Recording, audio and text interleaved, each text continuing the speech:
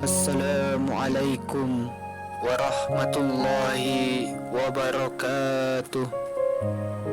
Bismillahirrahmanirrahim.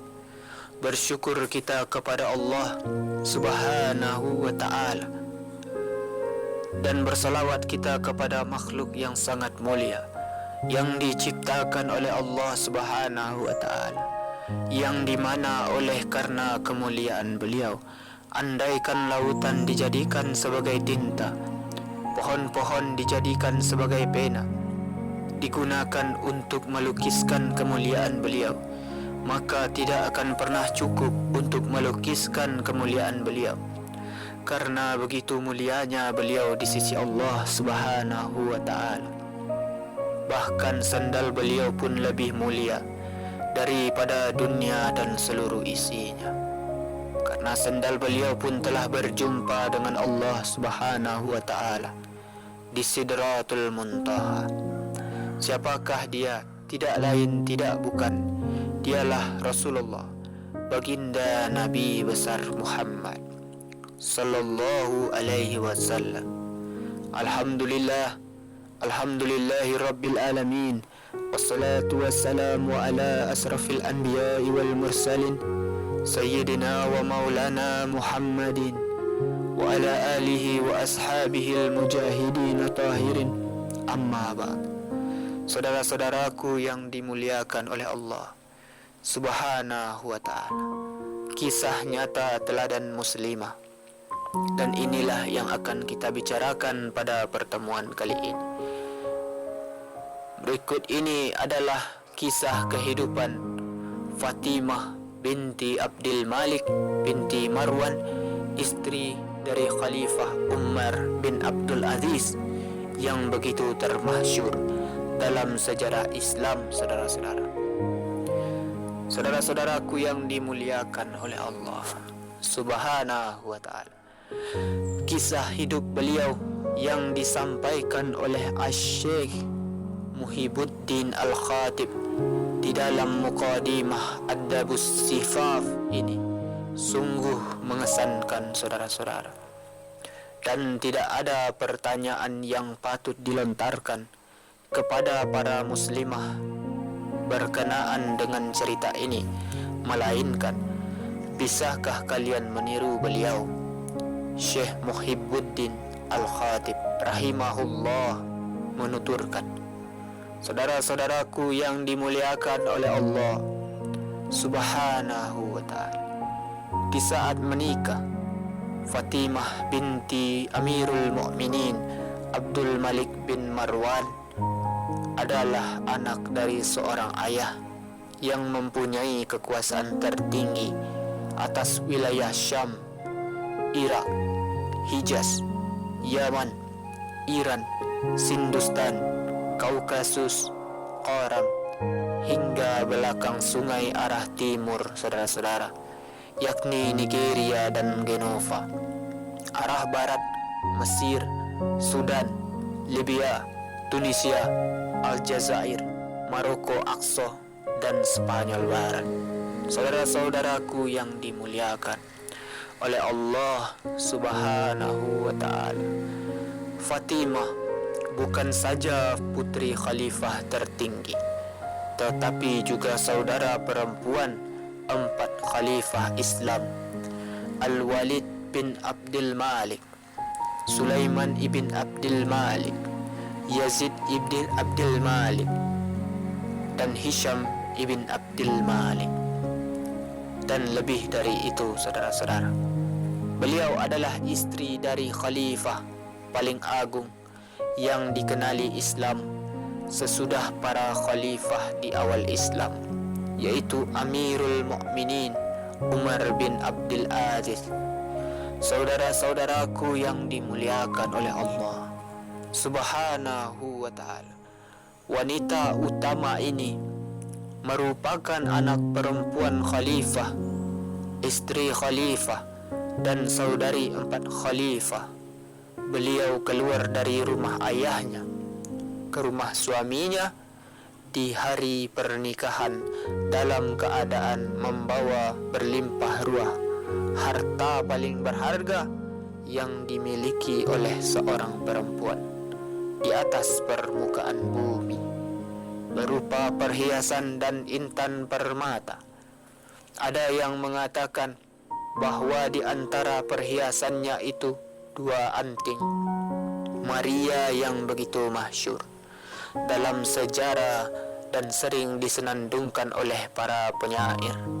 Saudara-saudaraku yang dimuliakan oleh Allah Subhanahu wa ta'ala, rumah tangga Umar bin Abdul Aziz dan istrinya berlangsung di rumah ayah Fatimah yang hidup dalam kenikmatan.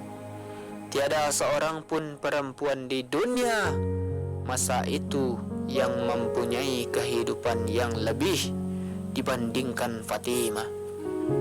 Andaikan dia mau meneruskan gaya hidupnya di rumah suaminya, maka tentu bejananya setiap hari dan setiap saat makan akan penuh dengan makanan yang paling enak, paling langka, dan paling mahal. Bila ingin menikmati segala macam kenikmatan yang dikenali manusia, niscaya beliau akan mampu melakukannya. Saudara-saudaraku yang dimuliakan oleh Allah Subhanahu wa ta'ala, Syekh Muhibbuddin kemudian mengatakan, yang saya sampaikan berikut bukanlah omong kosong. Kalau sesungguhnya kehidupan megah dan mewah sangat mungkin akan merugikan kesehatan orang-orang kaya, sementara orang-orang sederhana bisa menikmati kesehatan. Kehidupan yang megah bisa menyebabkan seseorang mendapatkan rasa dengki, hasad, dan kebencian dari orang-orang miskin.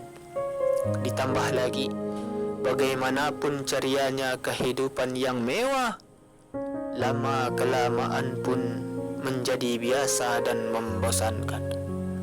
Apabila orang-orang yang mendapatkan puncak kenikmatan lantas bertemu dengan keadaan fakir, maka jiwa mereka pun meminta lebih dari itu, dan mereka pun tidak sanggup mendapatkannya.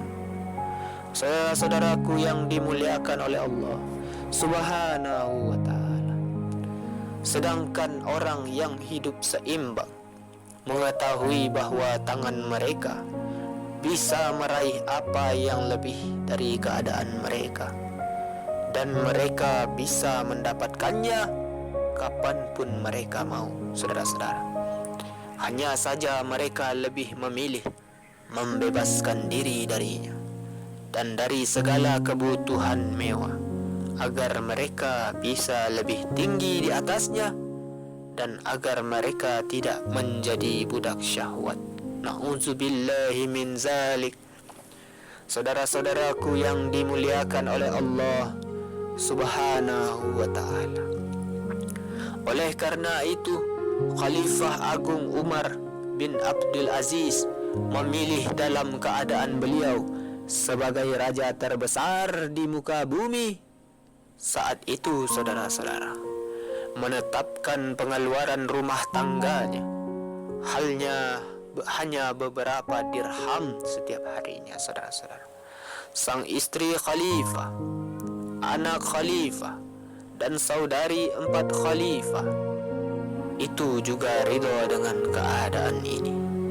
Fatimah pun menjadi sosok wanita yang dikagumi karena dia bisa menikmati rasa lezat qanaah dan bersenang-senang dengan manisnya kesederhanaan, saudara-saudara, sehingga lezat dan manisnya qanaah ini lebih enak dan memuaskan bagi beliau bila dibandingkan dengan semua kemewahan dan kemegahan yang sebelumnya beliau kenali.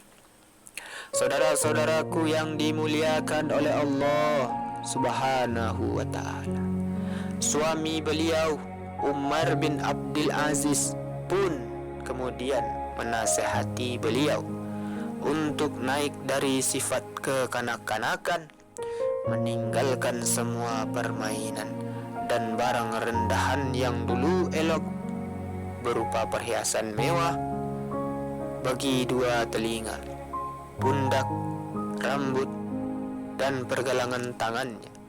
Hal-hal yang sebenarnya tidak memberikan manfaat sama sekali, yang apabila kemewahannya dijual, maka harganya akan bisa mengenyangkan para rakyat, kaum pria, wanita, maupun anak-anak. Saudara-saudaraku yang dimuliakan oleh Allah Subhanahu wa ta'ala, Fatimah pun menyambut usul suaminya. Beliau beristirahat dari beratnya perhiasan, intan permata, dan mutiara yang telah dia bawa dari rumah ayahnya. Semuanya dia kirim ke Baitul Mal untuk kepentingan kaum muslimin. Allah Karim. Saudara-saudaraku yang dimuliakan oleh Allah Subhanahu wa ta'ala, setelah itu Amirul Mukminin pun wafat tanpa meninggalkan apa-apa bagi istri dan anak-anaknya. Penanggung jawab Baitul Mal datang kepada Fatimah dan berkata kepadanya, "Wahai tuanku, sesungguhnya intan permatamu masih senantiasa seperti keadaannya semula. Sesungguhnya saya memandangnya sebagai barang amanah darimu. Makanya saya simpan dengan baik hingga hari ini. Saya datang untuk meminta izinmu untuk mengembalikannya." Saudara-saudaraku yang dimuliakan oleh Allah Subhanahu wa ta'ala, namun apa jawab Fatimah? Beliau menjawab kalau dirinya telah menghibahkannya ke Baitul Mal untuk kepentingan kaum muslimin sebagai ketaatan kepada Amirul Mukminin. Beliau katakan, aku tidak mau menaatinya ketika masih hidup, lantas menentangnya ketika dia sudah wafat. Saudara-saudaraku yang dimuliakan oleh Allah Subhanahu wa ta'ala, Fatimah enggan menarik kembali harta yang halal dari warisannya yang bernilai miliaran itu, saudara-saudara. Walaupun pada saat itu beliau butuh beberapa dirham.